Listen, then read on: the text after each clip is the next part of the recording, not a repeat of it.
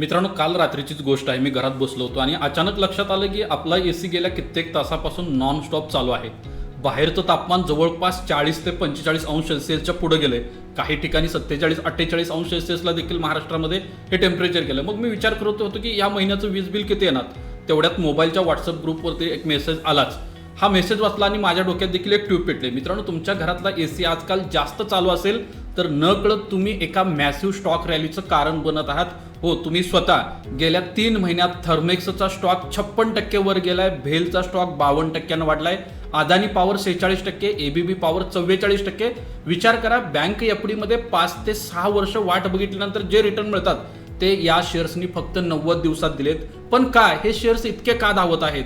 बहुतेक रिटेलर काय करतात, ते फक्त हिरवा रंग बघतात आणि उडी मारतात. अरे, हा स्टॉक 50% वाढला, आता मी घेतो. पण हे असं काम करत नाही. मार्केटमध्ये कुठलीही रॅली विनाकारण येत नाही. मित्रांनो, आजच्या व्हिडिओमध्ये ह्या एनर्जी स्टॉकच्या पाठीमागे जी रॅली आहे, जी स्ट्रक्चरल रिझन आहे, ते आज मी तुम्हाला काय करणार आहे, 7 वेगवेगळ्या कारणांच्या साहाय्यानं समजावून सांगणार आहे. लक्षात ठेवा मित्रांनो, हा व्हिडिओ पूर्णपणे एज्युकेशनल पर्पजनं बनवलेला आहे. मी यामध्ये कुठलाही स्टॉक तुम्हाला खरेदी विक्री करण्याचा सल्ला देत नाही.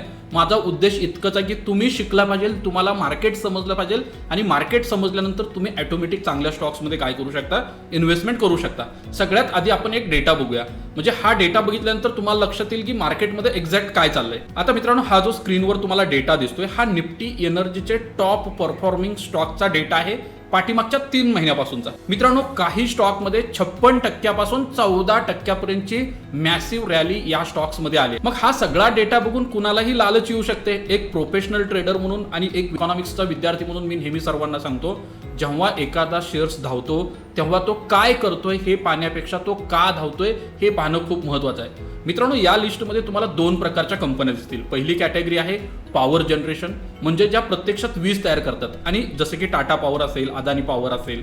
आणि दुसरी कॅटेगरी आहे कॅपिटल गुड्स किंवा इक्विपमेंट प्रोव्हायडर, म्हणजे जे वीज तयार करण्यासाठी लागणारी यंत्र, टर्बाईन, ट्रान्सफॉर्मर आणि बॉयलर्स बनवतात, जसे की थर्मेक्स असेल, भेल असेल, एबीबी असेल, सीजी पॉवर असेल. आता गंमत बघा, वीज तयार करणाऱ्या कंपन्यांपेक्षा वीज तयार करण्यासाठी लागणाऱ्या ज्या मशिनरीज आहेत त्या तयार करणाऱ्या स्टॉक्समध्ये जास्त रॅली आहे. कारण का? मार्केटला भविष्य क्लिअर दिसतंय. मार्केटला माहित आहे पुढचे 10 वर्ष भारतात विजेची मोठी मागणी येणार आहे आणि जुने प्लांट्स नव्यानं अपग्रेड करावे लागणार आहेत, नवीन प्लांट्स देखील उभारावे लागणार आहेत आणि त्यासाठी मशीन्स कुणाकडून घ्याव्या लागतील आणि याच कंपन्या मार्केटमध्ये ह्या सर्व मशीन्स बनवण्याचं काम करतात. मग एक सर्वसामान्य गुंतवणूकदार म्हणून तुम्ही व्हॉट्सअप ग्रुप असेल किंवा अन्य सोशल मीडिया प्लॅटफॉर्म असेल तिथला आधार घेता आणि तिकडले मेसेज इकडे मेसेज इकडे करत असताना तुम्हाला वाटतं की चला आपण या स्टॉकमध्ये इन्व्हेस्टमेंट घेऊया. मित्रांनो, रस्ता माहीत नसताना डोळ्यावर पट्टी बांधून जर हवेला 100च्या स्पीडनं गाडी चालवण्याचा जर प्रयत्न केला तर अपघात होण्याची शक्यता खूप जास्त आहे. म्हणून आजच्या व्हिडिओमध्ये मी तुम्हाला हेच डिटेलमध्ये समजावून सांगत आहे, हे एनर्जी स्टॉक्स का इतके वाढत आहेत. मित्रांनो, सगळ्यात पहिल्यांदा तुम्हाला एक महत्त्वाचं कारण समजून घेणं गरजेचं आहे. ते म्हणजे सध्या पॉवर डिमांड पीकवर जाऊन पोहोचले. सोप्या भाषेत सांगायचं झालं तर आपला देश विजेचा सध्या भुकेलेला आहे. मित्रांनो, 25 एप्रिल 2026ला भारताची पॉवर डिमांड सर्वोच्च लेवलला गेली होती. 256 गिगावॅट वर जाऊन पोहोचली होती. ही भारताच्या इतिहासातली आजपर्यंतची सर्वात मोठी रेकॉर्ड आहे. यापूर्वी 2024 मध्ये हे साधारणतः 250 गिगावॅटला जाऊन पोहोचलो होतं. आता हा आकडा काय सांगतोय आपल्याला? 20व्या एनर्जी पॉवर सप्लायचा जो रिपोर्ट आहे यामध्ये या उन्हाळ्यात जी मागणी आहे ती 270 गिगावॅट पर्यंत वाढून 289 गिगावॅट पर्यंत देखील जाऊ शकते. आता तुम्ही म्हणाल सर, हे गिगावॅट वगैरे तांत्रिक शब्द आम्हाला समजत नाहीत, आम्हाला याचा काय फायदा? ठीक आहे, ते पण समजावून सांगतो. एक अतिशय साधं आणि जमिनीवरचं उदाहरण देतो. जसा एखादा ऊसाचा फळ आहे, ऊस जोमात यायला, वाढायला त्याला वेळेवर भरपूर पाणी लागतं, खतं लागतात. पाणी कमी पडलं तर ऊस जळतो. तसंच आपला देश सध्या विकासाच्या टप्प्यावर खोडवा ऊसासारखा वेगानं वाढतोय. नवीन फॅक्टरीज, नवीन इन्फ्रास्ट्रक्चर, नवीन गाड्या, या सगळ्यांच्या विकासाला पाणी देणार कोण? तर ती आहे वीज. आणि ही वीज अर्थव्यवस्थेचं खत आणि पाणी आहे. जेव्हा विजेची मागणी वाढते तेव्हा काय होतं? पॉवर कंपन्यांचे प्लांट्स रात्रंदिवस फुल कॅपॅसिटीने चालतात. त्यामुळे काय होईल? त्यांची वीज हातोहात विकली जाते, त्यांचा रेव्हेन्यू वाढतोय. रेव्हेन्यू वाढला की अर्निंग व्हिजिबिलिटी स्पष्ट होते आणि जेव्हा नफा वाढण्याची खात्री असते ना, तेव्हा स्मार्ट इन्व्हेस्टर त्या शेअर्समध्ये गुंतवणूक करतात आणि त्याचमुळे शेअरच्या किमती देखील वाढतात. समजा एक वडापावचा स्टॉल आहे, आधी रोज 100 वडे विकले जात होते. आता बाजूला एक नवीन कॉलेज सुरू झालं, मागणी थेट काय झाली? 300 वडापाववर गेली. तुमचा धंदा, तुमचा नफा ऑटोमॅटिक वाढणार ना. मग तुम्ही वडे तळायला अजून एक कढई घ्याल, अजून एका माणसाला कामाला ठेवाल. पॉवर कंपन्यांच्या बाबतीत अगदी हेच होतंय. आता वळूया दुसऱ्या कारणाकडे, हीट वेव्ह. निसर्गानं या कंपन्यांसाठी फुकट केलेलं हे मार्केटिंग आहे. इंडियन मेट्रोलॉजिकल डिपार्टमेंटनं आधीच जाहीर केले की एप्रिल ते जून 2026 मध्ये उत्तर भारत असेल, मध्य भारत असेल, पूर्व भारत असेल, इव्हन आपला पूर्ण महाराष्ट्र तीव्र उष्णतेच्या लाटेला सामोरं जावं लागेल. काही ठिकाणी ऑलरेडी टेम्परेचर 45°C वर गेले. मित्रांनो, पूर्वीच्या काळी एसी हे एक लक्झरियस प्रोडक्ट मानलं जायचं, फक्त श्रीमंताच्या घरात असायचं. पण आज काय परिस्थिती आहे? एसी ही मध्यमवर्गीयांची गरज बनली आहे. भारतात सीझनल इलेक्ट्रिसिटी कन्झम्पशन मध्ये आता कूलिंग डिमांडचा वाटा मोठा झालाय.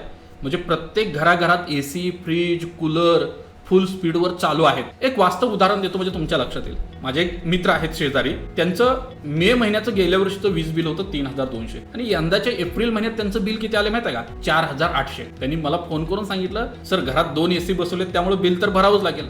मित्रांनो, अर्थशास्त्राचा एक विद्यार्थी म्हणून मी गणित सांगतो तुम्हाला समजावून. एका कुटुंबाचा विजेचा खर्च जर 50% वाढला असेल तर कल्पना करा आपल्या देशाची लोकसंख्या 140 कोटी आहे. म्हणजे देशात किती पटीनं हा उपभोग वाढलाय. आणि हा सगळा पैसा कुठं कुणाच्या खिशात जाणार आहे? तर पॉवर जनरेशन, पॉवर डिस्ट्रीब्युशन कंपन्यांच्या खिशात जाणार आहे. म्हणून त्यांचा बिझनेस असा रॉकेट सारखा सध्या उडतोय. आणि तिसरं महत्वाचं कारण काय माहिती आहे का? तर गव्हर्नमेंट केपेक्स.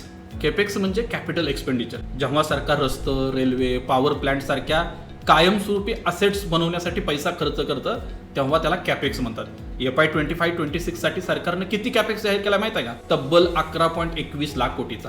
हा आकडा इतका मोठा आहे की सर्वसामान्य माणसाला मोजता देखील येणार नाही. यात एक अत्यंत मोठा हिस्सा कोणाचा माहिती आहे का? पॉवर जनरेशन, ट्रान्समिशन आणि इन्फ्रास्ट्रक्चर सेक्टरमध्ये जातो. आणि केअर एजचा जो रिपोर्ट आहे त्याच्यानुसार त्यांनी काय म्हटलंय माहिती आहे का? FY 26 to FY 32 या काळात फक्त ट्रान्समिशन सेक्टर म्हणजेच वीज एका ठिकाणाहून दुसऱ्या ठिकाणी वाहून नेणाऱ्या तारा आणि टावर्स यामध्ये साधारणतः 4.8 लाख कोटीची गुंतवणूक होणार आहे. म्हणजे ही खूप मोठी गुंतवणूक झाली. मग जेव्हा सरकार म्हणतं आम्ही एवढा पैसा या सेक्टरमध्ये ओतणार आहोत तेव्हा त्याचा फायदा कुणाला होईल? सरकार स्वतः वायर, ट्रान्सफॉर्मर बनवत नाहीये. त्या सर्व ऑर्डर काय करतं? खासगी कंपन्यांना किंवा सरकारी कंपन्यांना मिळतं. एक साधं उदाहरण देतो. समजा तुमच्या गावावरून एक नॅशनल हायवे जाणार आहे, असा सरकारनं निर्णय घेतला. तिथं हजारो कोटीचं बजेट पास झालंय. या सगळ्यात आधी कोणाचा धंदा वाढेल? गावातील रेती, सिमेंट, वीट विकणारे डीलर्स. रस्ता नंतर बनेल पण सिमेंटवाल्याचा धंदा आज वाढणार आहे. अगदी तसंच देशात नवीन पॉवर ग्रीड किंवा प्लांट्स बनणार आहेत म्हणलं की बॉयलर, टर्बाईन, ट्रान्सफॉर्मर बनवणाऱ्या ज्या कंपन्या आहेत ह्या आजच 50% पळत आहेत. आणि हे स्मार्ट मनीनं लॉजिकली मांडलेलं आहे, हे पहिल्यांदा लक्षात घ्या. आता आपण अशा एका कारणाकडे वळूया जे फक्त आजच नाही तर पुढच्या 10 ते 20 वर्षाचा ट्रेंड असणार आहे. कारण क्रमांक 4 आहे रिन्युएबल एनर्जी. भारतानं जगाला एक वचन दिलंय, 2030 पर्यंत 500 गिगावॅट नॉन फ्युजल एनर्जी कॅपॅसिटी म्हणजे सौर, पवन आणि जल ऊर्जा उभा करणार आहे. आज आपण साधारणतः 242 गिगावॅटवर पोहोचलोय. याचा अर्थ काय होतोय? गेल्या 75 वर्षात आपण जेवढ्या कॅपॅसिटीनं ही ऊर्जा उभी केली तेवढ्याच कॅपॅसिटीनं आपल्या पुढच्या 5 ते 6 वर्षात उभी करायची. म्हणजे वेग प्रचंड असणार आहे. मोतीलाल ओसवालच्या रिपोर्टनुसार FY 25 to FY 2030 या काळात या सेक्टरमध्ये जी गुंतवणूक होणार आहे ही किती आहे माहिती आहे का?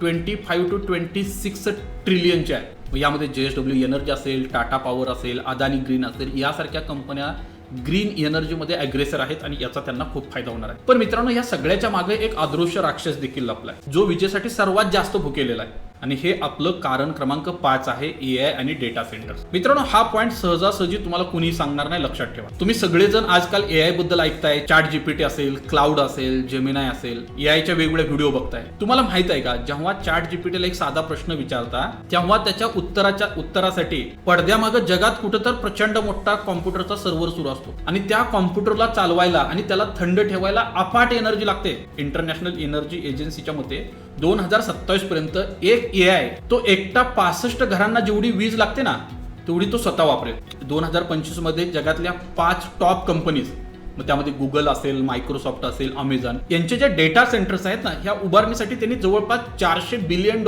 खर्च केले. आणि भारतातही आता डेटा सेंटरचं जाळं वेगानं पसरायला लागलंय. या डेटा सेंटरना 24 तास 365 दिवस अखंड वीज लागणार आहे आणि 1 सेकंदही वीज जाऊन चालणार नाही. मग ही जी नवीन अदृश्य विजेची मागणी आहे ना ही तयार व्हायला लागली आणि ते मार्केटला समजले. म्हणून मित्रांनो, एनर्जी स्टॉक्स मध्ये इतकं मोठं बुलरन सुरू झालंय. इथं तुमच्या मनात एक अतिशय हुशार प्रश्न यायला हवा, सर सरकार पूर्णपणे सोलार आणि रिन्युएबल एनर्जीवर भर देते तर मग भेल, NTPC सारख्या कंपन्यांचे शेअर्स का वाढत आहेत?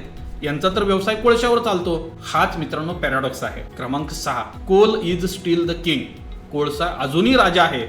सत्य परिस्थिती काय माहिती आहे का? 25 एप्रिल 2026 ला जेव्हा विजेची मागणी 256 गिगावॅटच्या रेकॉर्ड स्तरावर जाऊन पोहोचली, तेव्हा त्यातली 66% वीज ही कोळशापासून बनवण्यात आली होती. सोलारच्या साह्यानं फक्त 24% योगदान होतं, कारण सोलार पॅनल्स मध्ये फक्त दिवसा वीज तयार होते. पण विजेची पीक डिमांड हे कधी असते? संध्याकाळी 6 ते रात्री 10च्या दरम्यान, जेव्हा सगळे लोक ऑफिस मधून घरी येतात, तेव्हा टीव्ही, लाईट्स, एसी चालू करतात. त्यावेळेला सूर्य नसतो. मित्रांनो, ग्रीड स्टेबिलिटी टिकवण्यासाठी आपल्याला बेस लोड लागतो, जो फक्त कोळसा आणि न्यूक्लिअर देऊ शकतं. त्यामुळे सोलार कितीही वाढलं तर पुढची 10 ते 15 वर्ष कोळशावर चालणारे थर्मल प्लांट आपल्याला लागणारच आहेत. म्हणून सरकार थर्मल प्लांटला शटडाऊन करायचं पुढे ढकलत आहे. परिणामी भेल, एनटीपीसी, अदानी पॉवर या कंपन्या अजूनही सुरक्षित आहेत, हे पहिल्यांदा लक्षात घ्या.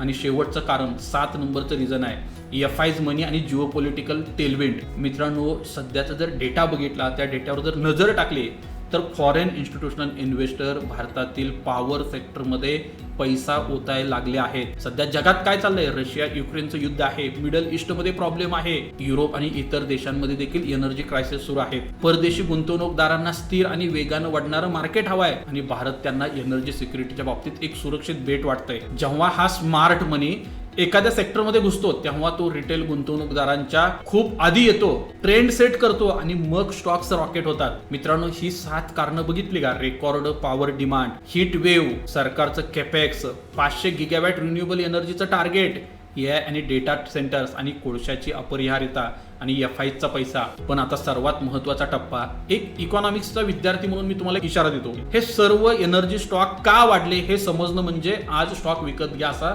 बिलकुल अर्थ होत नाही.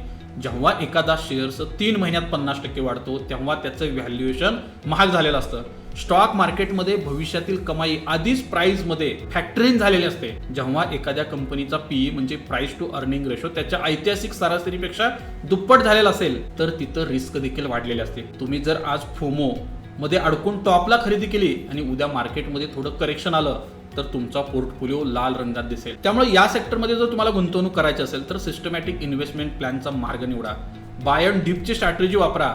आणि सर्वात महत्त्वाचं, कोणतीही गुंतवणूक करण्यापूर्वी तुमच्या फायनान्शियल ॲडवायझर सोबत एकदा नक्की चर्चा करा. तर मित्रांनो, हा होता एनर्जी सेक्टरचं पूर्ण डिकोड. आता मला तुमच्याकडून एक गोष्ट जाणून घ्यायची. मला कमेंट्समध्ये प्रामाणिकपणे सांगा, गेल्या 3 महिन्यात तुमच्या घराचं वीज बिल किती रुपयानं वाढलं? तर रिन्युएबल एनर्जी खरोखरच भारताचं भविष्य आहे का, की आपल्याला अजून किमान 20 वर्ष तर कोळशावर अवलंबून राहावं लागेल? तुमचं काय मत आहे? खाली कमेंट्समध्ये नक्की सांगा.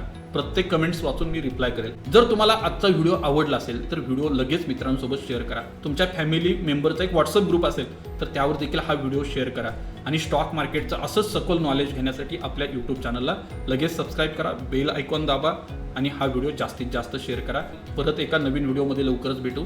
जय हिंद, जय Maharashtra. Investments in securities market are subject to market risks. Read all the related documents carefully before investing.